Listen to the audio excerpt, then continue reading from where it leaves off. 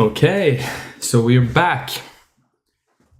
Yeah, we're back for the second group stage match in Group A of the Champions Chess League today between international master Aron Pasti and the fearsome Oliver Nilsson from Of Sweden. course.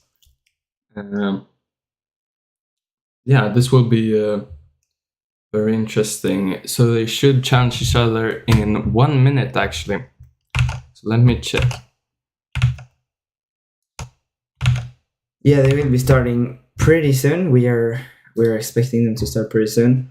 Obviously, Aron coming off a brilliant victory over who was it? Was it Dominic? Yeah, it was Dominic. And Oliver coming from a not so brilliant defeat against his fellow Swede Jon Seo. So how do we check if the games are started? Here. Okay. Yeah, they have not started yet. I'm sure they're gonna start soon though. But okay.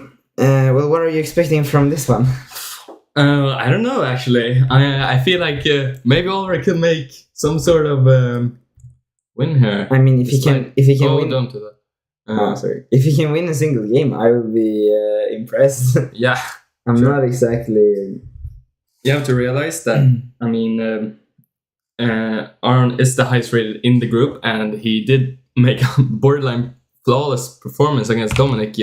Oh, they are playing right now. Now they have started the games. Okay, let me just go here. All right. So, as we see, Aron is white. And he's playing this G3 on move 3, which is kind of taking the piss a little bit. And Oliver has developed his bishop to G4, creating this pin, but it's not really that effective in the long run. Although he's gonna just go for it. Yeah, I mean, I think he would love. He's going for the active play though. He's angling for long castles. Aron understandably brings his knight out to c3 in order to create some threats. Obviously, this bishop is going to be quite a nuisance in the position on this long diagonal. So we'll see how Oliver responds here. What are you expecting? Yeah, I would suppose you take on c3 because right now white has kind of ideas with taking on d5, putting the queen in the crosshairs of the g2 bishop. But at the same time, maybe there is nothing much concrete because the knight on f3 is also pinned. He does take on d3 and c3 as you said, but I'm not a fan of this move simply because after rook b1 you can forget about castling long basically because of pressure here. So I mean probably he is gonna castle long anyways. Maybe. But I feel like although like usually in these kind of positions this pawn is like on e2 and yes, as I said, he does forget about castling long, but then that means he's also kind of forgetting about an advantage. Yeah, and now Aron is opting to go with the queen to b1, hitting b7. The idea is obviously to step out of the pin on f3, and yeah, we'll see how Oliver will respond. You have to remember, if he plays b6, he's kind of making these light square weaknesses and putting his knight on c6 kind of pinned by the g2 bishop. So maybe we will see a rook b8, or maybe he will just step back with the queen c8. I mean, the problem for Oliver here is he's using a lot of time. Yeah, I mean, he's definitely maybe not so confident in this encounter. Do you think he's gonna play a6? I would not be surprised. That is actually it's not a stupid move. Just saying that basically if you play b6, you create a whole bunch of weaknesses here. Playing a6, the idea is he does play b6. I don't think white has anything immediate, but knight e2 obviously makes sense. Rewriting the knight to probably c4 or e4 while also putting the knight on c6 pinned. Yeah, I mean there's some trouble here. He's gonna be able to use the a pawn at some point. He's targeting this one. The queen does wanna come to b5 at some point. He wants to support it with a4 and then a5 also. I guess black's idea is kind of you'd want to play f5, f4 here with the rook on f8, which I guess his idea with rook a e8 is. Also bishop h3, obviously wanting to exchange this good bishop on g2 for maybe his less good bishop on g4. Yeah, I mean, I like that move. basically Oliver has to play like this. The only way now, he's Aron's initiating this queenside play that I was talking about with a4, a5. Oliver has to just go for it now. But still, I don't think his position is bad at all. No. I like this. Because basically, if he gets f4 and f3, it's checkmate. Yeah. so Aron has to play probably something like f4. But also then, if you let's say you take on f4, yeah, and then if bishop takes, there's rook e2, and there's a whole lot of problems for black. For white, I mean. So maybe f3? Or could we be seeing an upset from Oliver? This is very exciting stuff. I mean, we can also remember, he plays this f3 move, as I was talking about. But now, e4 is always kind of in the air. You gotta look at f4 and then bringing this rook around. I think f4 is interesting now. Because if you were to take that, then you open everything. So f4, you're probably bringing this one back. And then this rook is gonna swing across. 30 seconds though, he has to play quickly. a5, okay. I think he's a little scared. Yeah, of course. I mean, you can tell that he is a bit scared of Aron because he plays these defensive moves when he should probably go for the counter. I think that was a bad mistake because now this queen is gonna come in here and there's gonna be counterplay on the b6 pawn that he weakened with his move a5. Basically, White didn't have time to create much problems for him, and now he's forced to make a few passive moves. I think he's played actually surprisingly well. But way too slow. And I'm afraid it's gonna come back to haunt him. One idea here I would look at is, can I somehow, he plays f4. But still, black does not have a bad position. This is great. Basically, F6, I want. Whoa, that makes sense. He tries for something now. Does this work? Oh, okay. But what's the point of rook f6? Rook takes b6. But still, rook h6. Yeah, rook h6. There's some. Is he gonna play rook? Maybe knight e7 as well. I think g4 is. What do you do on knight e7? Yeah, knight e7. But then rook takes d6. Ah, he missed that. Yeah, me too. Knight e3. Still, I mean. Yeah, but okay, no, this is over. Yeah, that's the third pawn, and after rook b2. But you also have to remember, Oliver is a brilliant endgame player. Maybe he could save this. Okay, so brilliant. Okay, so the rook is. Okay, draw. I go for draw. Rook e5. No, he goes for c4. Okay, this is over. But I think actually this was an exciting game. Had he played a bit quicker, I must say this was definitely not bad from Oliver. It was surprisingly good. Yeah, although h6 is not brilliant. What do you mean? He was gonna. Why didn't you just take on g7? Because you're gonna play rook e2, I guess, with some counterplay. But I mean, yeah, I have a feeling taking the a4 pawn is not gonna. Yeah, here is sign. I mean, this is definitely an improvement from his game, his match against his fellow Swede Jon. So what will we see here? Will we see an e4? Yeah. Yeah, I mean, basically Oliver has to. Okay, b6. To realize that he actually played relatively well last game, and now all he has to do is up the speed a little bit, continuing the same way that he did last game. Is this a hippo? Is this a hippo or? I mean, I guess c5. Yeah, it's not a bad hippo by any means. No, but I feel like Oliver will be sort of happy getting out of the opening alive. Maybe he can now actually initiate some serious initiative with knight c4. I'm very curious how Pasti is going to respond to knight c4 here, because that pawn is really weak. Of course, and you would not want to play knight c8 in knight c8 is really passive. Of course, although I mean, you could consider playing knight c8. Although I would probably respond with a4 in that position, just locking up some of the queens. But Oliver there's nothing wrong with that. I think he's playing a bit too passively though. I feel like this is a common mistake that lower rated players make, that they think that when playing a higher rated player, what they're supposed to do is to be careful and not make any critical moves. But the thing is, strong players will have ideas in all the positions, and if you make uncritical moves, then they will be able to carry those ideas out without problems. That being said, I feel like Oliver is doing well. Yeah. Because the rook is on the nice file.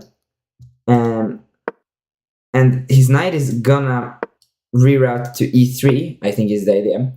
After which the move knight d5 is definitely a topic. The pawn on b5 is hanging, so probably Aron should play pawn to c4 now, because I don't think you have enough time to support that pawn with a6. So I feel like c4, bishop is gonna drop back, and then maybe he's gonna kick this one away as well.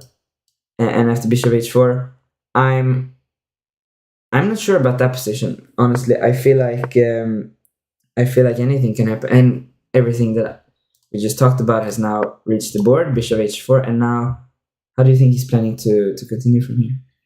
Yeah, I mean, I like white still. You got control of this d5 square now, and the d5 as well. So I like this idea from Aron as well, rerouting the knight to e6 and potentially f4. I was about to say that as well. And also another thing is, if you take this move back, you can see that this bishop on b7, sorry, is kind of passive at the moment. It doesn't really have any control, and now with this very strong move, I think knight d8, you see Aron's class is making the bishop join the fight for d5, and also this knight is preparing to go to f4, as you said, after which white is kind of getting on the back foot. So yeah, let's see what Oliver comes up with. He plays queen d2. He's obviously making use of the fact that black didn't try to go rook d8 and challenge for the d5. I like this move. Yeah, I think high quality stuff so far, honestly. Queen is going to d7, and there are a lot of pieces here. Of course. And it will be, like, if you continue with knight d6, after queen d7... You kind of have... I mean, you don't want to take on d7. Is that just winning for white? Yeah, you cannot take on d7, but you will probably bring the rook to d8. After which, I think black is... But then e6 is hanging, so that's not really working. Oh. That's why I was thinking it was winning, but... So, what do you do then? You can... Bishop c8, maybe? Bishop c6. But then still e6 is hanging. Yeah, but you can play bishop c6 now. Oh, yeah, now, of course. Bishop c6. But then, in that position, you gotta consider knight d5, because if you take... Suddenly, Aron has less time now. Yeah. So... what an interesting... This is definitely interesting. I think Aron is kind of starting to sweat a bit. Yeah. The first game was not easy for him, and this queen d2 move from Oliver is a very nice move. He's utilizing the fact that knight d8 is a bit slow. It is a nice idea, but it's a bit slow. And also, another thing you gotta watch out for, that I just noticed, if you imagine that white plays queen d7, and you exchange the queens, suddenly knight takes e5 can become an idea. With this bishop eyeballing the knight on e7, and Pasti is really concerned. Yeah. I think he's taking his time here. He looks a bit anxious. Okay, so what will we see? Yeah, very interesting stuff. I'm not sure how I would go about playing black here, because obviously queen d7 is a very annoying move to me. He plays bishop c6. So I guess knight d5, or will we see something else? Yeah, knight d5 was the move I was kind of attracted to, and he plays it instantly, and he takes and drops back. And what Pasti is saying here is, this structure, if you manage to get knight to d6, and you're able to push the pawns here, black will be a bit better. And I like what Oliver is doing, immediately saying, you cannot do that. I'm going to push my pawn to d6, and if I were Oliver here, I would at least consider exchanging these bishops on e4. Yeah.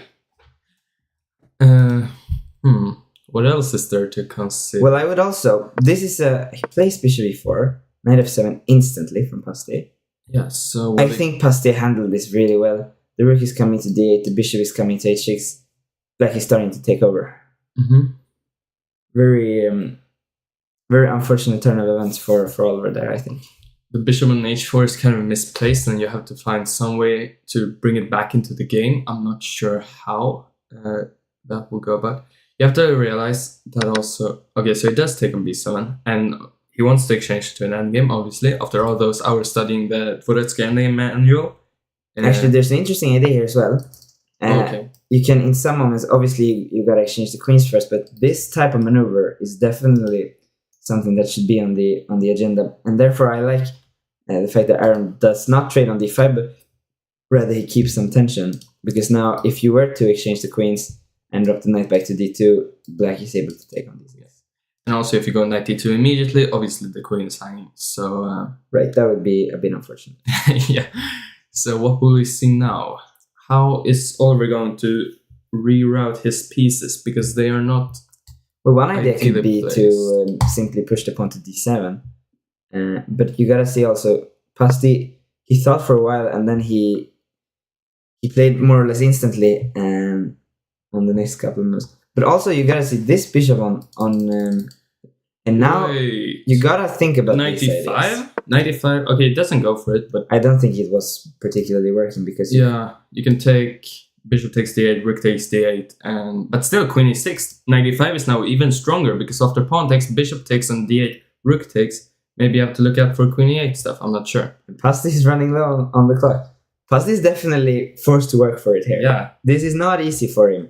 And now I What think will we the see queen now? is gonna. Okay, the queen should not. Or maybe. Maybe you can go because on bishop f8, obviously f6 is hanging. So that is. But he has 4 seconds and he brings the queen back to d5. Draw.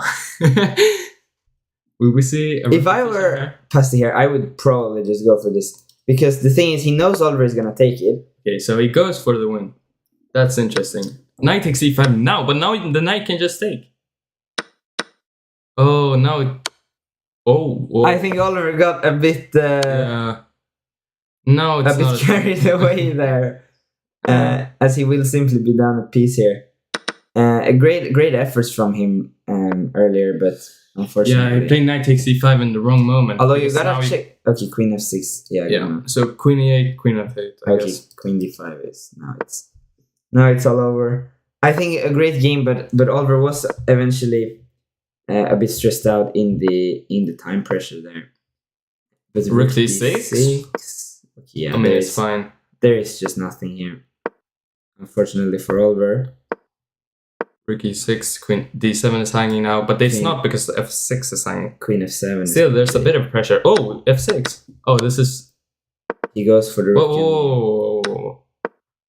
Okay, that's a strong move. Yeah, that was, I think, the entire plan. He's just going for a safe victory over a less safe one.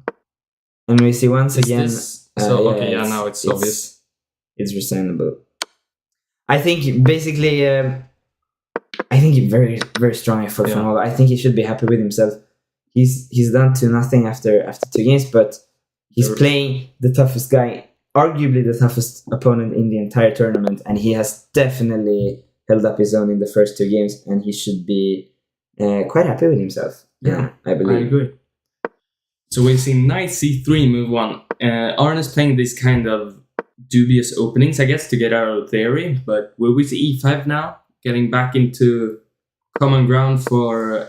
Okay, And b3. b3. If I were Oliver, I would be a bit angry now. Probably trying to... I mean, if I were Oliver, I would try I would try to just play as it done, because I think somehow he also realizes that he has played more or less okay so far. He has done. Last game was an unfortunate sacrifice. The game before, there was a few too many passive moves. Maybe he realized that and tried to be a bit more direct in this last game, and that ended up backfiring badly for him. But I'm not a fan of this at all, I gotta say. Yeah, for example, like maybe why we want to play knight f3 here, but that isn't really possible because of knight g4, and suddenly the f2 pawn will be hanging. And the fact that Aron is already thinking is somewhat worrying. Do you consider... Okay, he just d5 blasts. immediately. d3 played instantly. Okay, that's definitely interesting. Will we see d4 here? Removing the knight and maybe going bishop b4? I would be very keen on those types of ideas. But there's nothing wrong with playing knight c6, just developing the pieces and going for the principles. Will we see d4 now? No, he goes bishop g4. Yeah, d4 now made less sense now that White had some opportunities to block a check on d2. I think, though, that Aron has somehow managed to avoid the worst here. He can castle now. And I don't really see a way for Black to really utilize the fact that he has this kind of space advantage. And in the long run, there will follow some mass exchanges here, after which Black would be... I guess knight takes now. You want to open up your bishop for the e5 pawn. And then you have to make sure not to play knight d4, because then you can take the knight with your knight, and so the g4 will be hanging. I think this is very similar to last game. Oliver is just gonna... He just wants to bring the rook to d8, and once again, Aron is kind of finding himself on the back foot here. Yeah, I mean the bishop on b2 is not ideally placed. And now I think a5 is the most logical move, just making sure that b4 is not a easy to achieve move. But perhaps Aron is just gonna say, I'm gonna play b4 anyways. I'm gonna go a3, I'm gonna play b4, and it's not really easy to stop. Do you think we'll see f5 here? Yeah, I was also considering f5. I have a feeling Oliver is gonna play f5. It's a very typical Oliver move. Maybe king h8 first to prepare it, but yeah, I mean, I like f5. I have a feeling we're gonna see f5. I think it's a very typical Oliver move. Another move that I would be interested in, if I were black, is the move rook d6. Unfortunately, I think b4, b5 followed by bishop a3 is a bit of a tactical issue, which is why perhaps it's clever to start with a5, force a3, and then play rook d6, as after b4, bishop d6, this bishop a3. It does go f5. So b4, bishop d6, I suppose. Okay, maybe you can go d6 as well. There's a bit of an issue here. If you play... Okay, I was gonna say, maybe there's not so much of an issue, but if you go, for example, bishop b6, I was gonna make... These types of ideas are there in your position. However, if you play, for example, say the bishop drops to b6, if you play queen b3, king h8, b5, there is knight a5 with a tempo, which saves it for him. Wow. e4 is definitely on the cards. But now, will he go bishop f5, I guess? But there's bishop f5 is c4. Very bad. He has to take an f3. Yeah. But that is not a great positional decision. Although rook f4 and then suddenly maybe if he manages e4, then I get what he's doing. And also, if you manage to sacrifice your rook on f3 and the queen isn't like able to recapture, suddenly White's king is in a lot of trouble. Okay, so there was an internet issue there. Now e4 is a big threat. Yeah, and bishop takes b4 as well. I do not like this position for Aron. Is this going to be an upset, or is he going to win again? I definitely don't think White is worse. I have a feeling that positionally, the concessions that Black have made are a bit too much.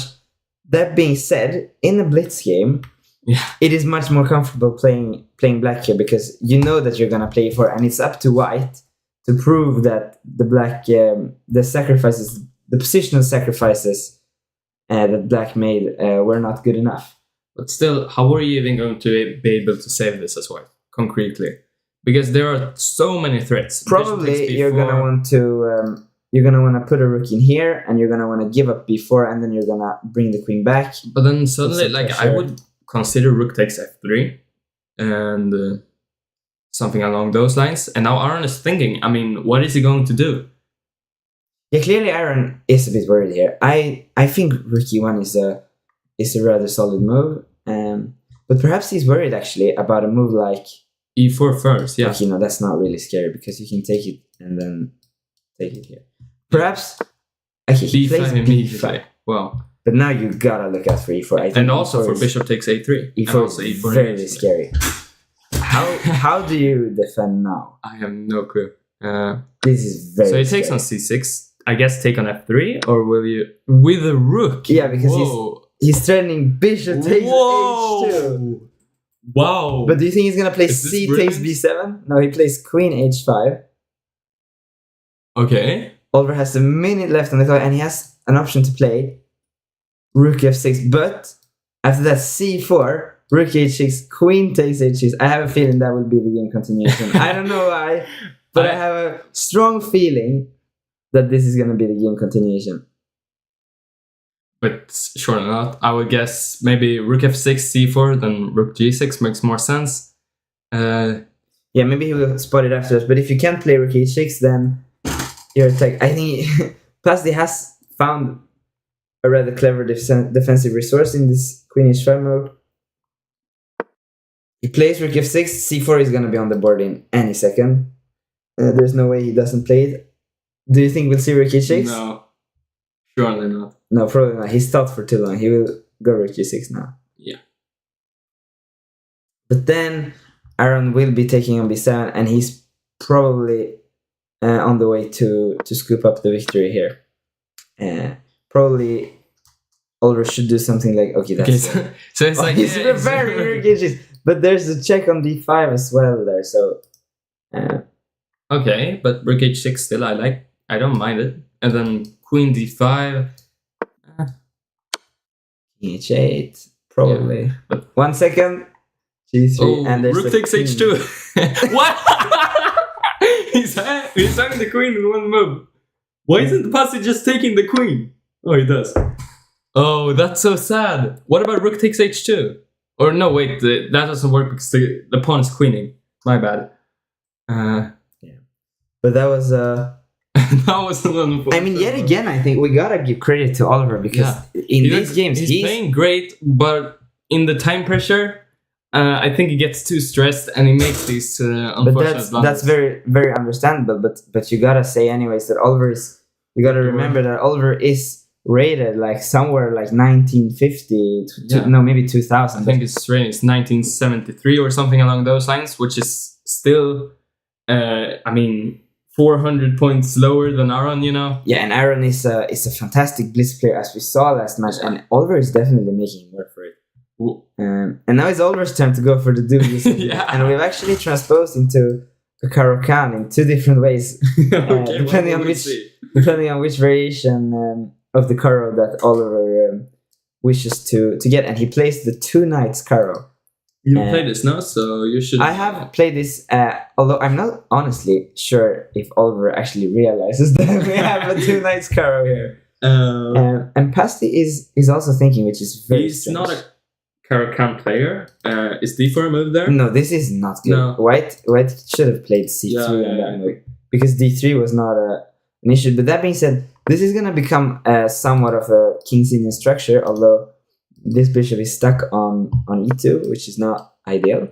But it's kind of turned into like one of these Scandinavians where you go knight c3 and move 2. However... Yeah, which is what he did. That's what I'm saying. D4 However, the pawn has played to c6 and then c5. So it's definitely a worsened version for Aron. But h5 is strong. You have to play against this knight on g3 by playing maybe g6, h5, and then h4. And suddenly, what is White going to do? So he does occupy the g5. But this is not a good idea position either, because Aron is going to be very happy to swap those bishops. This is the very strong King's Indian bishop after all. So I kind of like this move, but I think this move you were talking about g6. I think Oliver is not really positionally up to the task here, and therefore I think this is good. You gotta you gotta complicate it. But it's just not working. Knight g4. This is gonna be a wipeout. I have a feeling. Mm-hmm. There is not enough resources in this position to hold everything together for White, I believe. Yeah.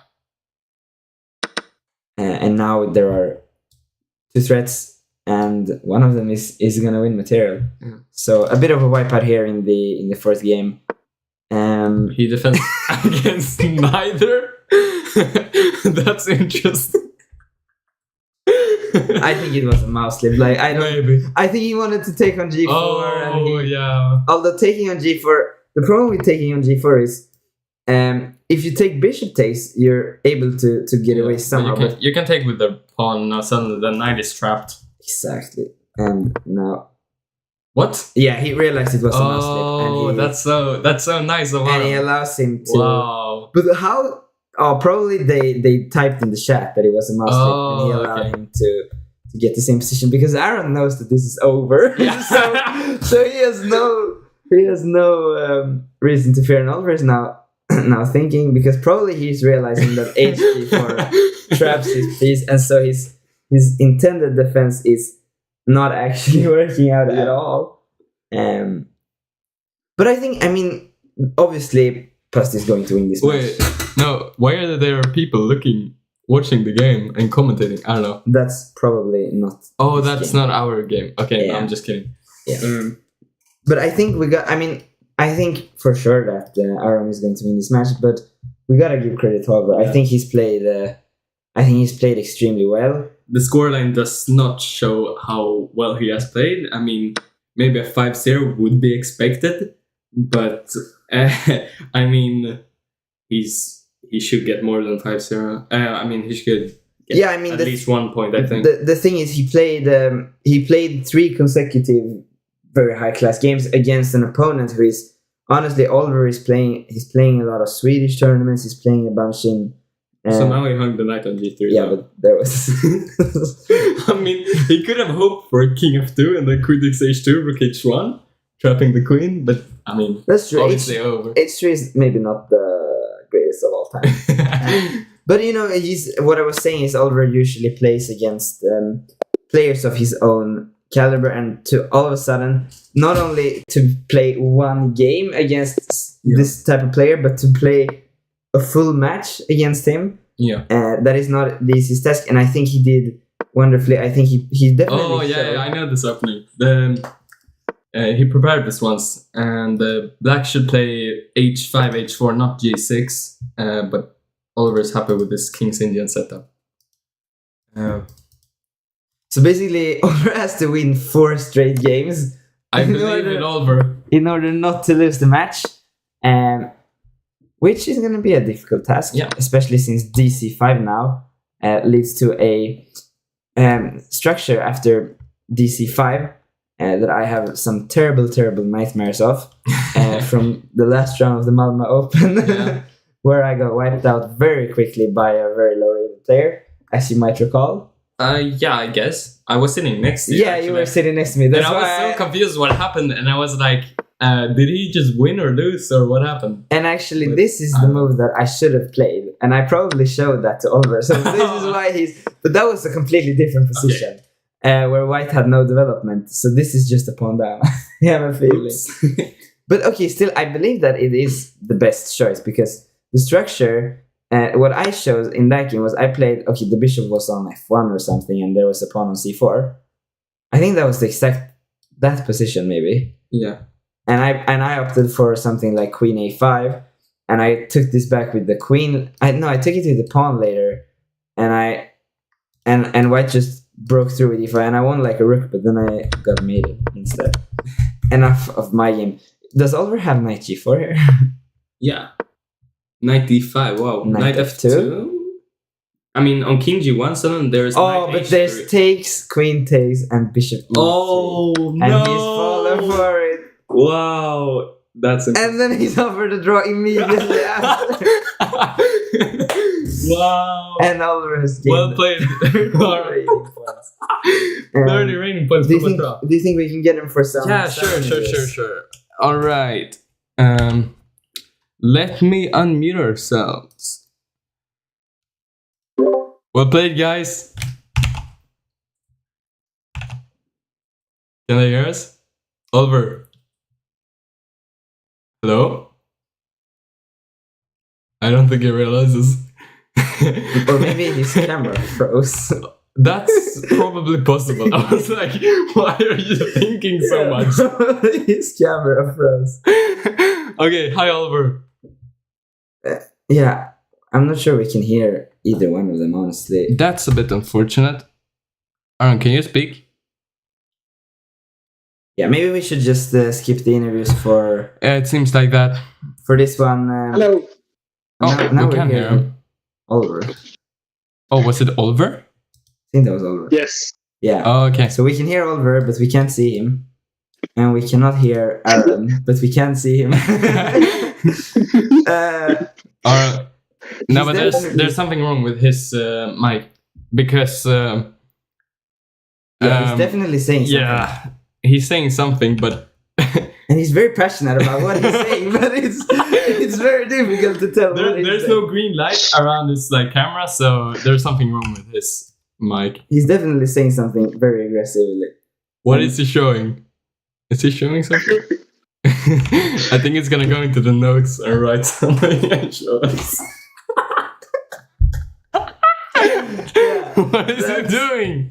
He seems extremely frustrated. Wait, what is happening? Anyways, maybe we should just leave it at this. We want to thank everyone for watching. We think it was a very exciting match, and we definitely well played from both players. Actually, it was well played, and it could have been very different. It could have been very much more exciting if we had seen perhaps a bit of more luck for Oliver. He definitely got the positions where he could have gotten some better results. But yeah, thank you all for watching, and we'll see you in the next round.